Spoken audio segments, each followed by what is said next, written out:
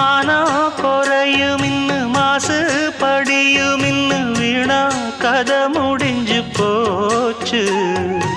ஈசான மூலையில லேசான பள்ளி சத்தம் மாமன் பேர சொல்லி பேசுது.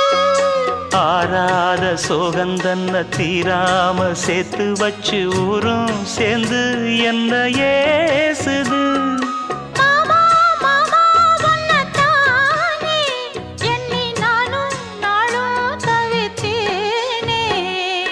கூண்டுக்குள்ள என்ன வச்சு கூடி நின்ன ஊற விட்டு கூண்டுக்குள்ள போனதென்ன கோலக்கிளியே.